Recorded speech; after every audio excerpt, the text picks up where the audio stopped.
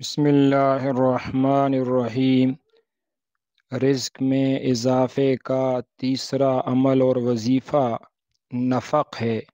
انفاق فی سبیل اللہ، انفاق فی سبیل اللہ، اللہ کے راستے میں خرچ کرنا۔ انفاق نفق سے نکلا ہے۔ عربی زبان میں نفق سرنگ کو کہتے ہیں۔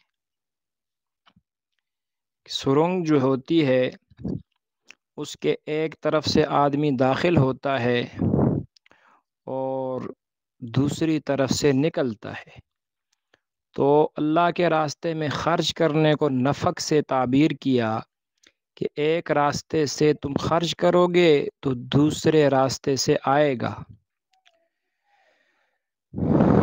اس لیے ہمیں چاہیے اپنی عادت بنا دیں، اللہ کے راستے میں کچھ نہ کچھ خرچ کیا کریں۔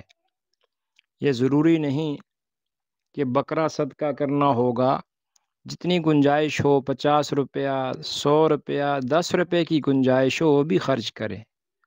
ہمارے استاد محترم مفتی عبدالرؤف سکھروی صاحب دامت برکاتہم، جو دارالعلوم کراچی کے امام ہیں، وہ فرماتے تھے کروڑ پتی بننے کا نسخہ سن لو، روزانہ کچھ نہ کچھ اللہ کے راستے میں خرچ کیا کرو، اللہ آپ کو کروڑ پتی بنائے گا۔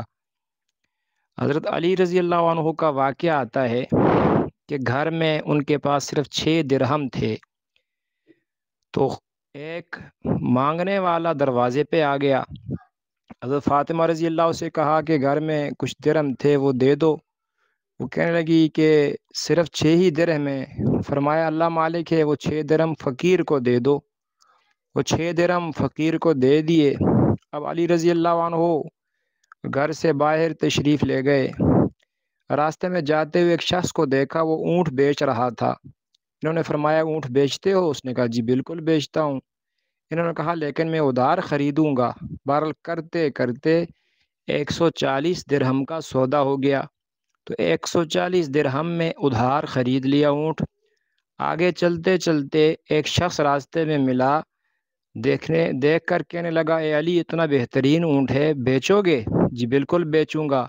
کرتے کرتے آخر سودا ہو گیا 200 درہم پر، تو 200 درہم اس سے لیے، جا کر 140 درہم پہلے اونٹ والے کو دیے، اب 60 درہم بچ گئے، اور جا کر فاطمہ رضی اللہ کے ہاتھ میں دیے اور فرمایا من جاء بالحسنۃ فلہ عشر امثالھا، کہ اللہ کا وعدہ ہے ایک لگاؤ گے میں 10 دوں گا، تم نے 6 لگائے تھے، اللہ نے 60 اسی وقت تمہیں واپس کر دیے۔